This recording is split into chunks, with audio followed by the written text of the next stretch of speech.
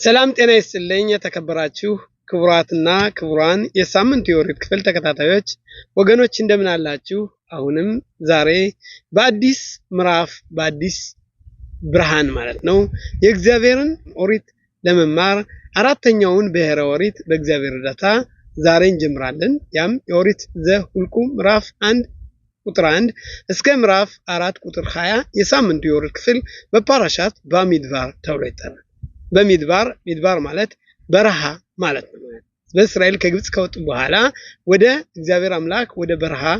በበረሃ ወሰዳቸው 40 ዓመት በበረሃ ነበሩ እና ያን ባስመለከተ በዚህ በሳምንቱ የኦሪት ክፍል የዚህ መጽሐፍ ዋናው የመግቢያው አካባቢ በበረሃ እግዚአብሔር ኦሪትን የሰጠበትና ሕዝበ እስራኤልን እንደገና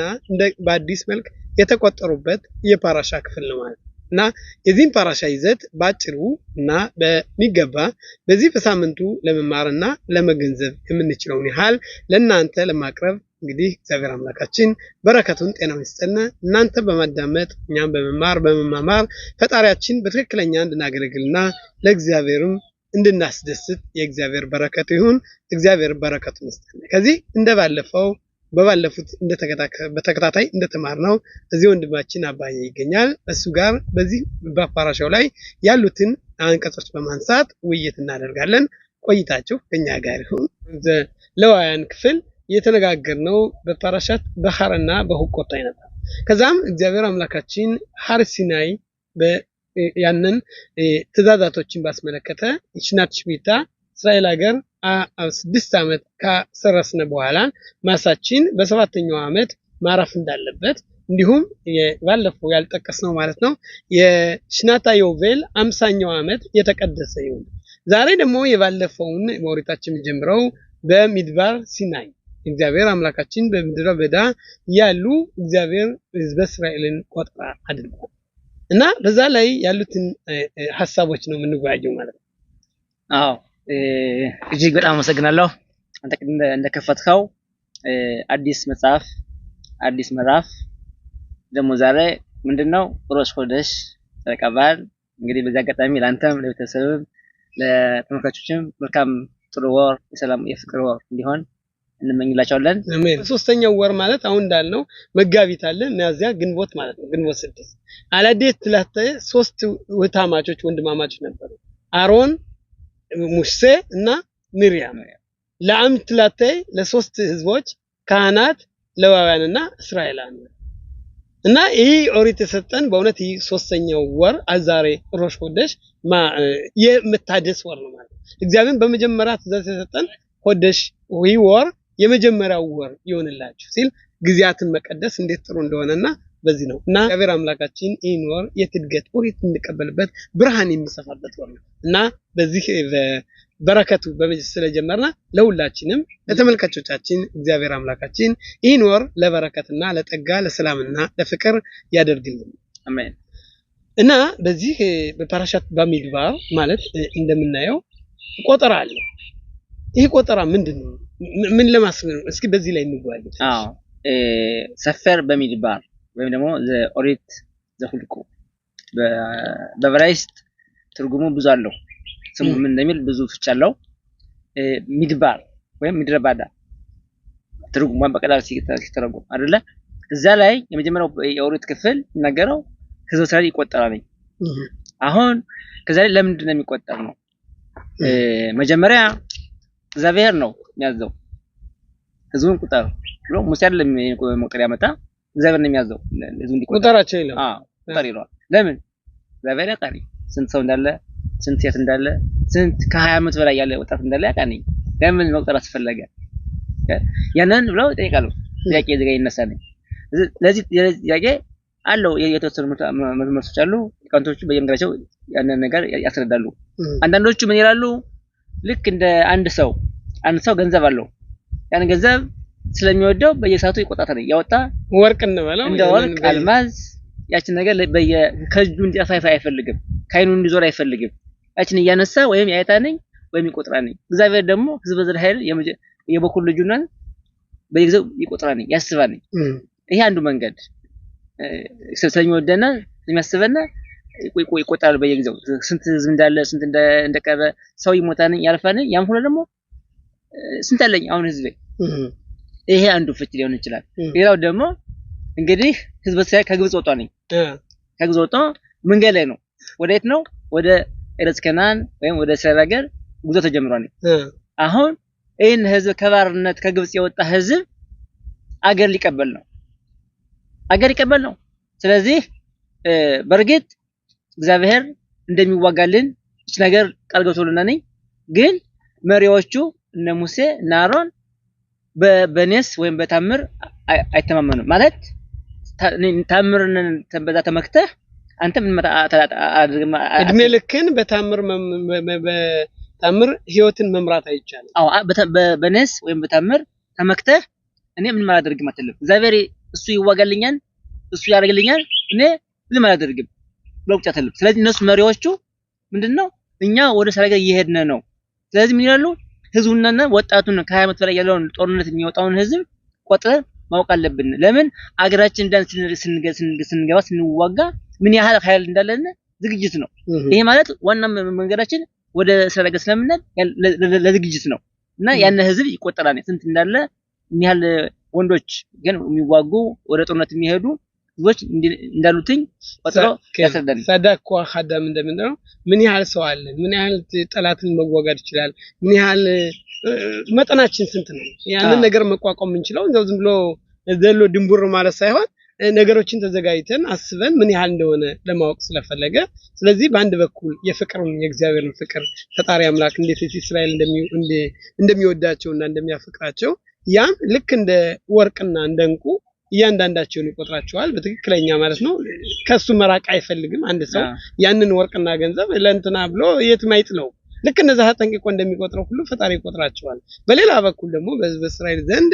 ማለት ምን ያህል ኃይል እንዳላቸው ወደ ጦርነት ስለሚወጡ ይሄ ሀገር በታምር ብቻ መኖር ሳይቻል ጥረት የሚቻለውን ያህል እሽታድሉት ምንለው ማለት ነው ሙከራ የሚቻለውን ያህል አቅም የፈቀደውን ያህል እኛ ሰዎች ጥረት ማድረግ አለብን ከዛ ደግሞ እግዚአብሔር የበለጠውን ያንን የተረፈውን ከኛ አቅም በላይ የሆነው እግዚአብሔር ይረዳናል ስለዚህ ይሄን ነገር ሊቆጠር የቻለው በእነዚህ ምክንያት ሁለት ምክንያቶች ነው ወነምትለኝ ሁለቱም አንድ ደግሞ ለቅድም ስንማር እንደናልከው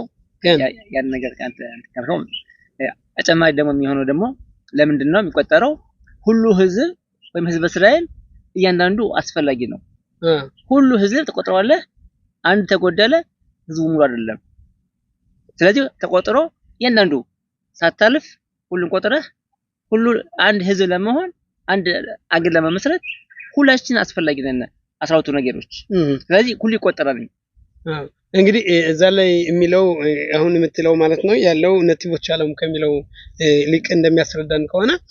ይሄ ቁጥር የመጣው መቁጠር ያለብን ለምንድን ነው ይላል ምክንያቱም ኦሪት አለን ኦሪት ሰፈር ቶራ ማለት ነው ኦሪት እያንዳንዱ ሽሽም ሩቦም ይላል ሽሽም ሩቦ ማለት 600 ሺህ የሚሆን ህዝብ አለው 600 ሺህ የሚሆን ደግሞ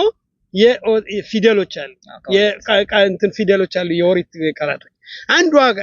ፊደል እንኳን ብትጎል ኦሪት አይደለም ስለዚህ ምንድነው የሚለው ይሄን የቆጠርነበት ምክንያት በዛ ልክ እንዲሆን ነው ምክንያቱም ፓራሻት በሚድባር የሚውለው ሁሉ ጊዜ ኦሪትን ከመቀበላችን ከአክሻቦት በፊት ነው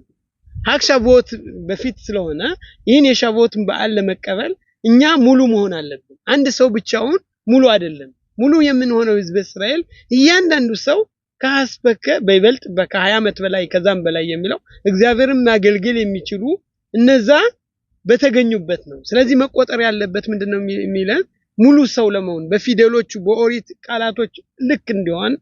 ስለተፈለገ እነዚህ ህዝቦች እነዚህ እግዚአብሔር መቁጠር አለበት ለምንድነው መቁጠር ያለበት ምክንያቱም አንድ ሰው ብቻውን ሙሉ አይደለም ህዝቡ ካንድ ላይ ከሆነ ግን የህዝቡ ጾለት የህዝቡ አንድነት ህዝቡ ከተራራው ግርጌ ሁሉም ህዝብ እስራኤል አረፈ ነው የሚለው ኦሪት ሊቀበሉ ሲል ለምን ሁሎችም በልብ ባንድ ልብ ባንድ አምሳል ባንድ ሃይምሮ ነው የመጡት እና ያንን ለማድረግ ይላል ያንን ለማድረግ መቆጠር ነበረባቸው ልክ እንደ ወርቅ እያንዳንዱ ህዝብ እስራኤል እያንዳንዱ ሰው በጣም ከእግዚአብሔር ዘንድ አስፈላጊ ነው ለማለት ነው የመጣው ይላል ኦሪትን ለመቀበል ሙሉ ህዝብ ለመሆን ልክ እንደ ሰፈር ቶራ ልክ እንደ ኦሪቱ ሙሉ ለመሆን እያንዳንዱ ሰው አስፈላጊ ነው ስለዚህ ምንድነው ይላል አንድ ሰው እግዚአብሔር እንደሚለው ምንድነው እያንዳንዱ ሰው አስፈላጊ ነው እያንዳንዱ ሰው በጣም አስፈላጊ ነው ለምሳሌ ታሪያግ ሚጽቦት 613 ትእዛዛትን አንድ ሰው ሊፈጽም አይችልም ወይም ካህንም ቢሆን ራሱ መፈጸም አይችልም የሴቶች ትእዛዝ አለ የወንዶች ትእዛዝ አለ የካህናት ትእዛዝ አለ ነገር ግን ታሪያግ ሚጽቦት 613 ትእዛዛት አለ ግን ሁሉም አንድ ሰው እያንዳንዱ የተሰጠውን ከፈጸመ ሙሉ ትእዛዛትን ለፈጸመ ይገባል በባለፈው እንዳየነው በሁከታይ ተልፎ ቤትመጣች ምሩ በባሻት በሁከታይ እንዳለው በመንገዴ ብትሄዱ ትእዛዛትን ብትፈጽሙ የሚለው ትእዛዛት ሙሉ የሚሆነው ህዝበ እስራኤል ባንድ ሆኖ ፈጣሪን ሲያገለግል ነው ማለት ዋው ይሄ እጅግ በጣም የሚገርም ነው እንግዲህ እንደምታውቀው ህዝበ እስራኤል ሲባል ወይም አም እስራኤል ሲባል ማን ነው ያዕቆብ ልጆች ናቸው 12 ነገሮች አንዱ ነገር ከተጎደለ ወይም ከሱ አንድ የጎደለ ነገር ካለ ህዝበ እስራኤል የለም ይቻገርም በሙሉ አትሆንም ስለዚህ ነው በተመለሰው ማይሰራ ተሰደድና ተበተነ አሁን በተመለሰው አይሰራም ችግሩ ገንዘብ አይደለም ገንዘብ ህዝበ እስራኤል በሙሉ አልተሰበሰበም ስላልተሰበሰብነ ገና እግዚአብሔር ክብር ወይም ሽሂና የምንለው ዘጋ አልወረደም ያን ስለወረደ አሁን አይገነባም በቤተ መቅደስ እግዚአብሔር ሲፈቅድ ሁላችን አንድ ስንሰበሰብ ለምንድን ነው ህዝብ ምንለው ህዝብ አም እስራኤል ህዝብ ዘመን የሚባለው ሁላችን ማለት 12 ነገሮች አንድ ካልሆኑ ኦሪትን መቀበል ማለት አንችልም እቺ ነገርም በደንብ መመስረት አንችልም ለዚህ ነው የቁጥሩ ነገር በጣም ወሳኝ የሚሆነው በሶስት ነገሮች ኦሪት ተሰጠች በውሃ በእሳት በበረሃ ላይ የተሰጠበት ምክንያት ምንድነው አዎ እንግዲህ እንደምታውቀው ምድረ ባዳ የማንም አይደለም ምድረ ባዳ ነው ዛፍ እንጨት ለምለም ውሃ የለም ባዶ ምድር ባዶ አፈር ደረቅ ሳት ቀጠሎ ነው ምድረ ባዳ ሲባል እዛ ግዛ የፈለገ ወደ መኖር ይችላል እዛ ቦታ ማንም አይከለክለው ከማንም ፍቃድ አይቀበለው ኦሪት ደግሞ የምትመሰለው ወይም እዛ የተሰጠችው ለፈለገ በማን ለፈለገ ፍላጎት ኑሮት ነው እንጂ በግድ አይደለም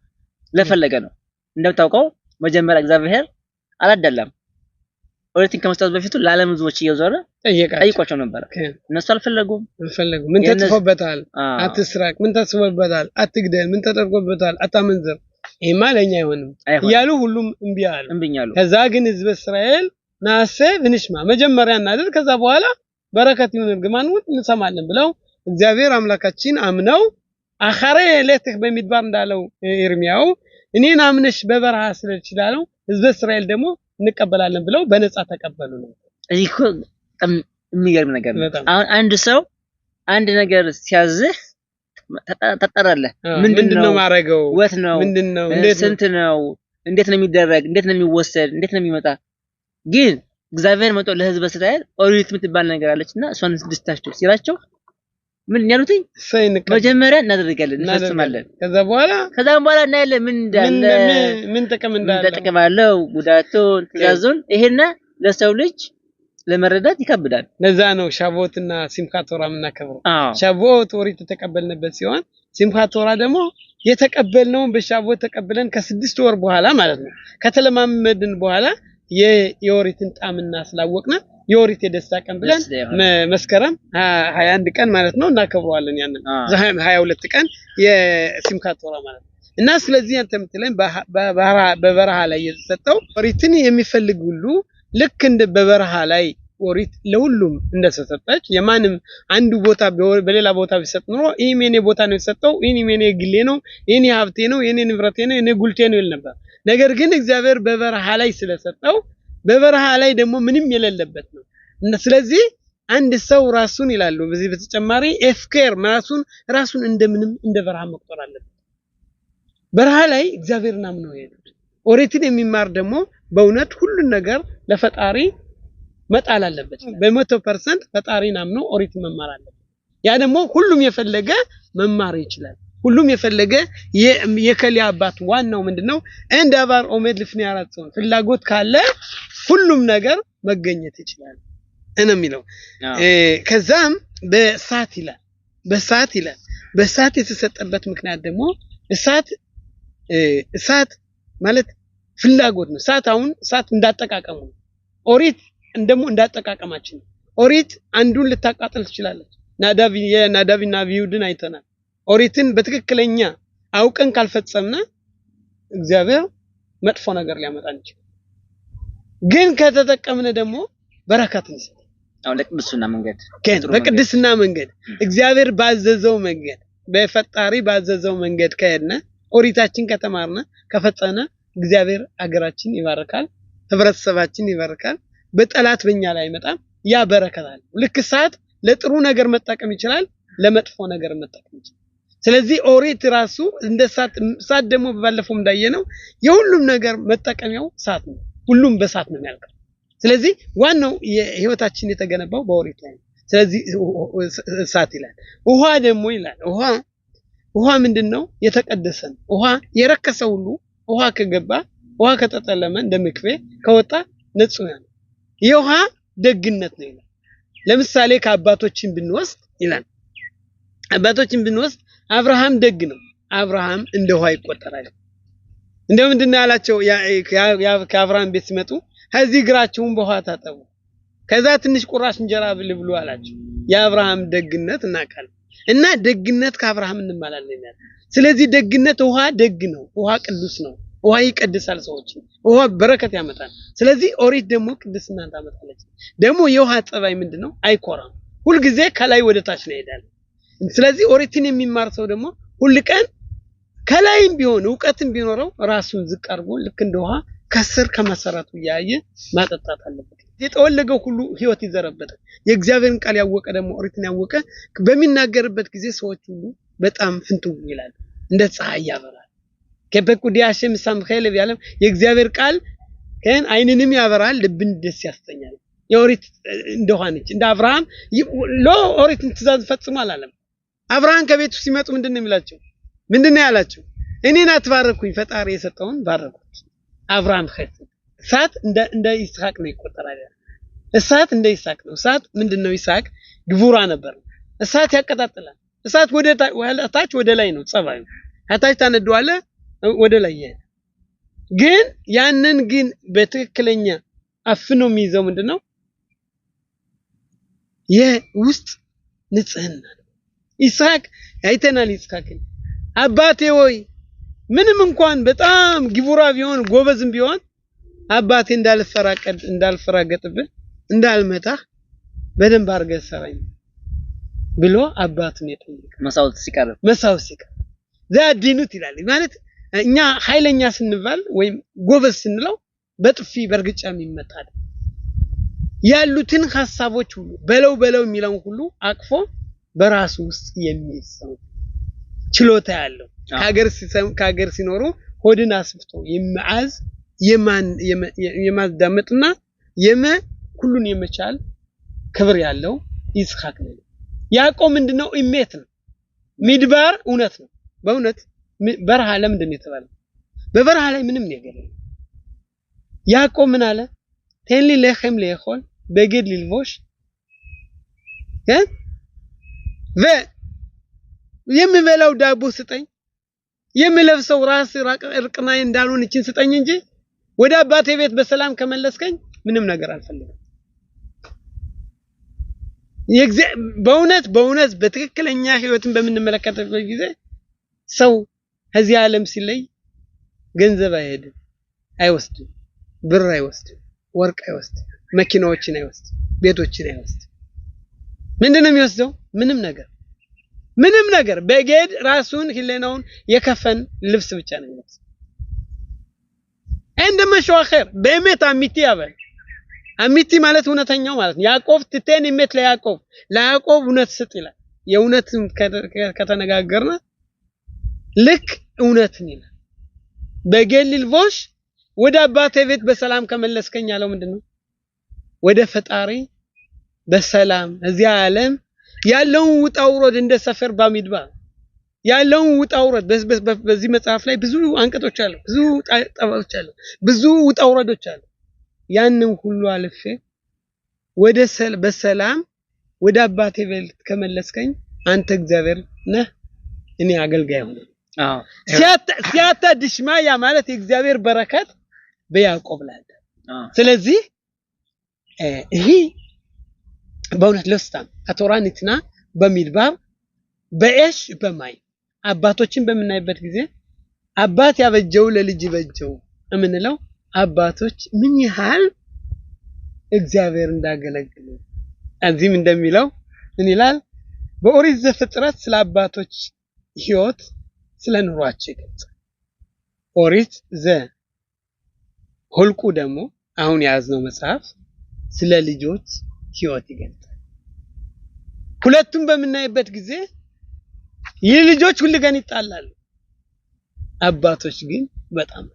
አባል የአባቶች በረከት ስላለ ምንም እንኳን በአሁኑ ሰዓት ምታየው ነው ማየት ይቻላል። እያንዳንዱ አንዱ ከኢትዮጵያ ነው የመጣው፣ አንዱ ከማሮኮ ነው የመጣው፣ አንዱ ከአሽከናዚ ነው የመጣው፣ አንዱ ከየት ነው የመጣው፣ ሁሉም ከዚህ ያመጣ እያንዳንዱ ግሩፕ አለ። የልጆች ሕይወት ይህ ዓለም ምድባር ነው። አበል የሚቀጥለው ዓመት ግን ዋናው መሰረቱን ዙረን በምናይበት ጊዜ የአብርሃም የይስሐቅ ያዕቆብ ፈለጋን ተከትለን የመጣን አንድ ህዝብ ነው። ሁላችንም ዓላማችን ምንድነው ይላል?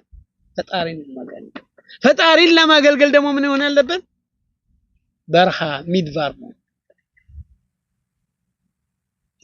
እዚያ እነዚህ ምትለይ ከምድባር ወርት የተቀበልነው አሁን በዘርዘርኸው ዋናው ዞሮ ውሃውም ሳቱም ምድረ ባዳም የሚወክለንና እኛ ምን ያህል በፈጣሪ እንደምናምን ምን ያህል ፈጣሪ እንደሚመራን ምን ያህል አስበው በምድረ ባዳ ያንን ያለ ህዝብ ሲጓዝ ያለምንም ምግብ ጭንቀት ውሃ የለ ልብስ የለ ጫማ የለ ምንም የለም። እንግዲህ ምን ያህል እምነት እንደሚያስፈልገን ምን ያህል አንድ ሰው ለምሳሌ ከቤቱ ሲወጣ ጓዝ ይዞ ይወጣል። ስንቅ ምንለው ስንቅ ይወጣል ይጓዛል። ሄዶ ካልደረሰ መንገድ ላይ ስንቁ ያልቅበት ምንድነው የሚሆን? ስለዚህ ኦሪታችን እኛ ህይወት ናት። ያለ ኦሪት ህይወት የለም። ያለ ኦሪት ዓለም የለችም። ኦሪታችን የተሰጠችው ከምድረ ባዳ ማንም ከሌለበት የፈለገው መውሰድ ይችል ነበር። አልፈለጉ ህዝብ ተቀበለ፣ ህይወትን ተቀበለ። ኦሪትን መረጠ፣ በህይወት መረጠ ማለት ነው። እና ምንድነው የምንለው? ያጋታ ማጻታ ተአሚን ትለፋለህ፣ ትደክማለህ፣ ጥረህ እየሰራ እየለፋ ፍዳን አይተህ የምትሰራውን ስራ ውጤት ካላገኘህበት እንደገና መስራት አለ። ሎያ ሆሊዮት ሊሆን አይችልም። ለፍተህ ደክመህ ዋጋ ስላለ አሁን በምንሰራው ስራ ላይ ብዙን ሰው ምን ይላል? እኔ እሰራለሁ፣ እኔ ግን ይህ ሁሉ ይጠፋብኛል። አውቅም የእግዚአብሔር ስራ እኛ እናቅም የእግዚአብሔር ስራ አባል በትዋህ እርግጠኛ በ100% መሆን ያለበት እግዚአብሔር ያገለግለ ሰው በእውነት ወሱን አንጠፍጥፎ የሰራ ሰው እግዚአብሔር አምላክ በረከት እንደሚሰጠው ወይም ሰንቆለታል፣ ባንክ እያስቀመጠለት ነው። በሚቀጥለው ጊዜ በሙሉ እንደዚህ አድርጎ የኔ ገንዘብ ነው ደሞዙን ይቀበላል። በሰዓቱ ግን በትዕግስትና በእምነት መጠበቅ አለበት ያንን ቀን። እኛ ደግሞ አሁን ህዝቡ እስራኤል በምድረ ባዳ ሲጓዝ በበቀለ መጀመሪያ ምንድነው ነበር ግብጽ እንግዲህ አስበው ግብጽ እና እስራኤል ጋር ቅርብ ናቸው። አጭር ነው ጊዜው። ለምን ይሁን 11 ቀን መንገድ ቀን 11 ቀን ቢያንስ ይገቡ ነበር ባጭር ጊዜ። ያን ሆነ ግን ስንት አመት እንዲዞሩ ተፈረደባቸው? 40 አመት ቤተሰብ ይዘህ ሴት ይዘህ ሽማግሌ ይዘህ 40 አመት መዞር በምድረ ባዳ። ይሄ ምን ያህል ትግል እንደነበረ። ህይወት ደግሞ ትግል ነች። ቅድም አንተ እንደጠቀስከው ህይወት ትግል ነው። ዝም ብሎ አልጋ ባልጋ ሳይሆን አንድ ከፍ ትላለህ፣ አንድ ዝቅ ትላለህ። ህዝቡ በርግጥ ከባርነት ወጣ። አሁን ደግሞ 40 አመት ላይ በምድረ ባዳ ይለፋል፣ ይደክማል። ይሄ ህይወት ምን ያህል የሰው ህይወት ትግል እንደሆነና አንድ ቀንም ምንም ቢሆን ከባድ ነው ከበደ አይሆንልኝም ብለን ተስፋ አንቆርጥም። በፈጣሪ ተመክተን ያንን ምድረ ባዳ ያንን ችግር ያንን ፈተና እንወጣዋለን። ህዝቡ አጠፋ በርግጥ ግን እዚህ ጋር መጠቅስ የምፈልገው እንደምታውቀው አንዱ ሊቅ ራምባን ምንድነው የሚለና ይሄ ሁላ ህዝቡ በምድረ በዳ የሚዞረው አራዊት የሚዞረው ዝም ብሎ አይደለም ሰበቡ ምንድነው ይላል ሰበቡ ያለም ከተደለም ይሄን ከባርነት የተገዛ ከግብጽ 210 ዓመት የተገዛ ህዝብ በባርነት የተገዛ ህዝብ እስራኤል ሀገር እንደዚህ ሆኖ ቢገባ አገር ሊገዛ አይችልም አገር ሊመራ አይችልም አገሪቱን ተዋግቶ መንግስት ተቋም መስርቶ ፍርድ ቤት መስርቶ ሁሉ ነገር እንደ ህዝብ እንዳገር ለማለት አይችልም ለምንድነው ይሄን ህዝብ እንደዚህ የማይሆነው ይሄን ህዝብ ከግብጽ የወጣው 600,000 ወንዶች በአጠቃላይ ምንድነው የሚያውቀው ማገልገል ብቻ የሰው የታዘዙትን ያዘዙትን መስራት ነው እንጂ ራሱ አዛዥ ነዛዥ ሆኖ ነገሮችን ማስተዳደርና ጦርነትን ተዋግቶ የመርታት ኃይልና ብቃት አይኖረውም ስለዚህ እግዚአብሔር መቀየር ነበር በልጆች ያንን ህዝብ ስለማይችል አይተናል ከባቀቀባ ሲደርሱ ናሹባ ሚስራይማ ወደ ፈርዖን እንመለስ ወደ ግብጽ ሀገር ወጣቶች ይዞ ሲመጣ ስንት ነበር 600 ነው የመጣ ህዝቡ ስንት ነበር ወንዱ ብቻ 600 ሺህ ነበር ፈሩ ደነገጡ እንዴ ከፊት ሆነው ከኋላ ግብጾች መጡባቸው እንኳን ያለ መሳሪያ በድንጋይ ቢላቸው ባንድ ያልቁ ነበር ግን ያን ህዝብ ከባርነት እንዴት ጌታው ይመጣው እንዴት ፍራቻ ጌታዬን እንዴት ይያኑ የሚዋጋው እምነት አልነበረ ልብ አልነበረ እና አሁን ይሄን ህዝብ ደግሞ ከግብጽ የወጣው ህዝብ ግዴታ እግዚአብሔር ሰበብ ፈጥሮ ያጠፋሉ ጥጃ ይሰያም በጥጃምነት ያምናሉ ዘመን ይፈረዳል 40 ዓመት ተዘራላችሁ ግን ዋና ምክንያቱ ራምባን ሰበቡ ምንድነው ይሄን ህዝብ እስራኤል አይገባም ይሄን ህዝብ አልፎ አዲስ ትውልድ እንደዛ ያልተገዛ ይሁን ግን አሁን ያልከውን እንትን ለማለት ለማብራራት ምንድነው የሚለው ለምንድነው ወደ እስራኤል አገባ ለምን 40 ዓመት እንዲገናኝ ሆነ በፓራሻት ሽላህ ሙሴ 12 ሰላዮችን ላከ ወደ እስራኤል ሀገር በረከት ነበር ደግ ነበር ያመጡት ፍሬ በጣም ደስ ይላል ነገር ግን ምንድነው ፍራቻቸው እንዴት አድርገን እንችላለን ተርበደበዱ ፈሩ ከዛ ያሉ ግዙፎች ናቸው ረጃጅም ሰዎች ናቸው እና እነሱ ማሸነፍ አንችልም ብለው ያ ትውልድ እውነትክን ያ ትውልድ ፈራ እግዚአብሔርም አይ 40 ቀን ነው እንዲዞሩ እስራኤል ሀገር እንዲጎበኙ ተጠየቀ 40 ዓመት እንዲሞል እንዲዞሩ ተደረገ ያ ምንድነው ፍራቻው ያልከው ነው ነገር ግን ማንንም ይወርሰው ልጆች ናቸው ልጆች እነዚህ ምንድነው የሚለው አሁን እንደምትለው ኃላፊነትን የማይወስድ ሰው ወይም ህብረተሰብ ሀገር ሊመራ ሀገር ሊያስተዳድር የእግዚአብሔር ልጅ የእግዚአብሔር ሰው ይሆናል የእግዚአብሔር ሰው የእግዚአብሔር በረከት ሊያድርበት የሚችል ሬስፖንሲቢሊቲ ኃላፊነትን የሚረከብ ብቻ ኃላፊነትን ተረክቦ እግዚአብሔር በሰጠው ሀብትና ጠጋ እግዚአብሔር በሰጠው ዕውቀት ችሎት ሀገርን ማስተዳደር ቤተሰብን መምራት ራሱን መምራት ሲችል ብቻ ስለዚህ እዚህ ላይ የምንማረው ምንድነው አንደኛ በእግዚአብሔር ማመን አለብን ሁሉን የሚያደርገው የሁሉ መቋጫ ፈጣሪ አምላክ ነው ግን እኛ ደግሞ መስራት መድካት በጣም መጣር አለብን አሁን በእናያለን ባሁናችን ወቅት ያለው ብዙ ጠላቶች በእኛ ላይ ተነሱ ግማሾቹ አብዛኛው እንዋጋቸው እናሸንፋለን ፈጣሪ ያለው ብለው ስለተነሱ እንደምታየው እንደ ጭድ በነኑ ጠፉ በእውነት ጥቂትም አልቀሩም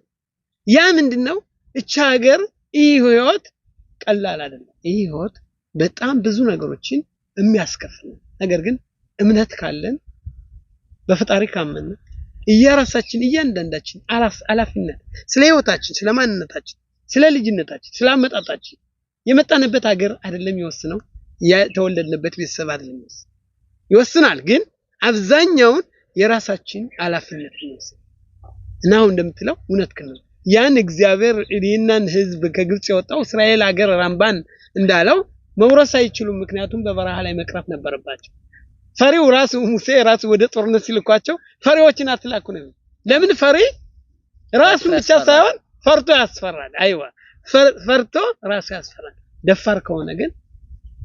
የእግዚአብሔር እንትን ነው ይሄ ኤሽ ነው ኤሽ ሳት ያለው ምንድነው የውስጡ ተነሳሽነት አለ እንደገና ደግሞ ከላይ ጥበቡ ማብሰል ይችላል ማብላት ለመብሰል ጊዜ ወስዷል በአንድ ደቂቃ ይበስል አሁን እዚህ ጋር እኔም መጨመር የምፈልገው አሁንም ያለነው ከራምባን ነው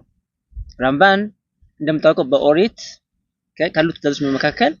አንድ ሰው ህይወቱን አደጋ ላይ የሚጥል ከሆነ ያንን ትእዛዝ ትሽረዋለህ ለምሳሌ ቢኳነፈሽ ሻባት ሰንበት ያሽራት ቀን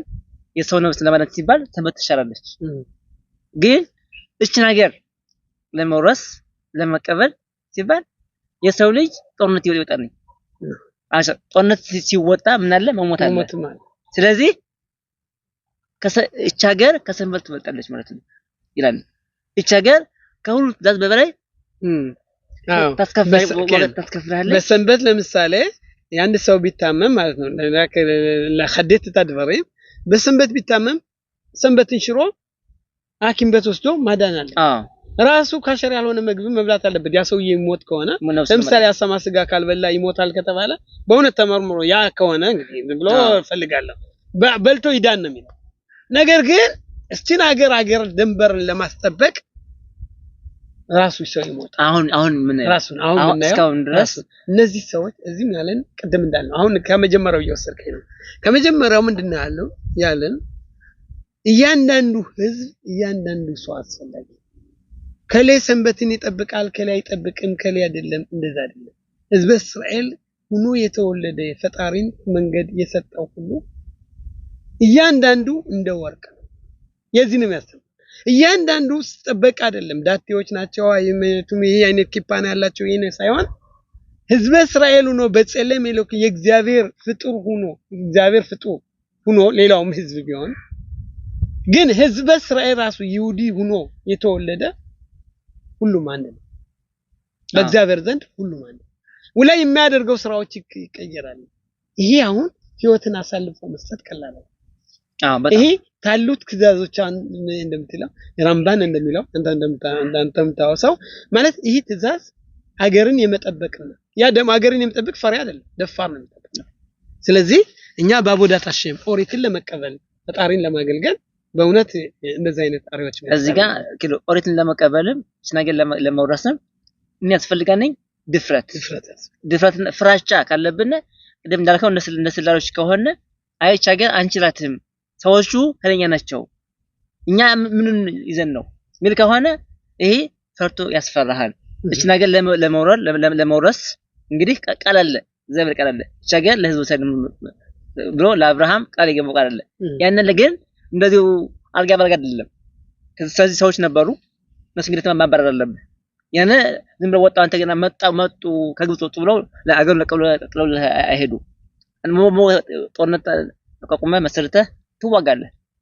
ያነ ኃይል ያስፈልጋነኝ ድርጅት ያስፈልጋነኝ እምነትም አለበትኝ እና ቅድና ደግሞ ይስተደሉት ማለት የሰው ልጅ ያቅሙን ያደርጋል እግዚአብሔርን አትክድም ዘት ታምናለህ ግን የምችለውን አንተ እንደሰው ታደርጋለህ ወታደር ትልካለህ የጦር መሳሪያ ትገዛለህ ደግሞ ብዛት ትመካለህ አንተ እግዚአብሔር አትክድም ግን በሱ ተመካከለ የምችለውን ያህል አንተ ደግሞ ትዋጋ ታደርጋለህ እሺ ሀገር ደግሞ ትርጉማ ይሄ ነው ልፋት ነው ቅዱስ ስለሆነች ሁሉንም የሚፈልጋት እኛ ደግሞ ዝም ብለን ወሰራ አንሰጣት ለምን የኛን ለኛ ናት እግዚአብሔር በፍቃዱ ስለሰጠና መቼም ቢሆን ሳንፈራስ አንደነግጥ ራስ ሰው ቢሞት የሞተ ነፍሱ ቀርባ ሽማ ይሰያለ ይሁዲ ይሞታል ለምን ለሀገሩና ለህዝቡ ነው ለማጠቃለል ያህል ምን ይላል ራብ ሽምቾን ራፋኤል ሽሽ ተባለው ምን ይላል እቻ ይሄ የህዝብ እስራኤል ሁኔታና በየትውልዱ ምን አይነት እንደሚሆን ታወቅ ይላል ኢን ኦሪት ዘሁልቁ መጽሐፍ በትክክለኛ አንበባችሁ ተረዱት ሌሎች የሚሉት የህዝብ እስራኤልን ታሪክና ህይወት በእስከ መጨረሻ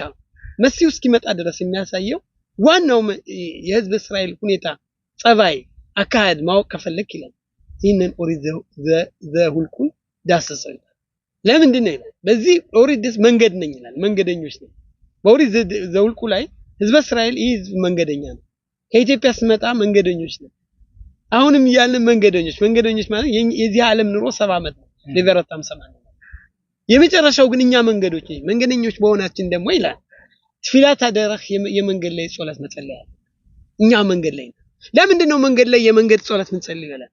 የተለያዩ አደጋዎች መንገድ ላይ ሊያጋጥሙ ይችላል። በምንኖርበት ጊዜ እስራኤል ሀገር መኖር በእውነት ታምር ነው። ብዙ አደጋዎች አሉ፣ ብዙ ችግሮች አሉ። ነገር ግን ጸሎትን ካስቀደም ፈጣሪን በትክክለኛ ካገለግል ጸሎት ሁሉ ጊዜ ከጸለይን እቺ ሀገር በሰላም ነው።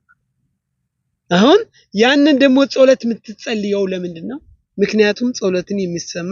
አንድና ኃያሉ ፈጣሪ ኦሪትን የሰጠን እግዚአብሔር መንገድ እግዚአብሔር ይህንን መንገድ እንድንከተል ያደረገን እሱ ስላለን ነው። ስለዚህ ፈጣሪን በትክክለኛ ማገልገል አለብን ብሎ ያስረዳል። በጣም እዚህ በጣም ጥሩ ነገር ነው። እዚህ መሀል ላይ ደግሞ አሁን ኦሪት ስንማል ቅድም እንዳልነው ቀላል አይደለም። ያደክማን ያለፋን ሰው ደግሞ መንገድ ላይ ሲኖር በህይወት ሲኖር አንዳንዴ ከመንገዱ ይወጣን አይደለ? ስለዚህ ከመጀመሪያው ከኦሪቱ ክፍል በዕብራይስጥ ምንድነው የሚለና ከፍሎ ሱ ኤትሮሽ ኮል አዳት ብን እስራኤል ሱ ማለት አንድ ሰው ሲያጠፋ ወይም ችግር ሲደርስበት አንገቱን ይደፋኒ ያን ጊዜ ጥሩ መሪ ያለው ጥሩ አባት ያለው ጥሩ ወንድም ያለው እንዳንተ ያን ሰው ተነስተዋለህ ምን ወደቅ ምን ተነቃቀዋለህ ወደቃችሁ አጠፋችሁ እንዴ በተጀመናችሁ ምንም ችግር የለም ያንን ተሰት እንደገና ይስተካከላል እንደገና ወደ ፈጣሪ ትመለሳለህ እና አንግስን አትድፋ አንችልም አትበሉ እቺ ነገር የተስፋና የብርሃን ጭላንጭል ማሳየት አለ። አዎ መሪ ኃይል መስጠት አለ። ወንድም እናታባት አዋቂ ሰው የሆነ ማነቃት አንድ ሰው አንገቱን ሲደፋ ዝም ማለት የለብንም። ተነስተህ ተረጋግፈዋለህ ተነስ ምን ትሆናለህ የሆነው ነኝ የሆነው አይመለስም ጻድቃን 7 ጊዜ ወድቃል ይላል ግን በእንጨራ ትነሳለህ ይሄ ደግሞ ህዝቡ በበርግጥ ከግብጽ ወጣው መንገድ ላይ በጥጃም ነው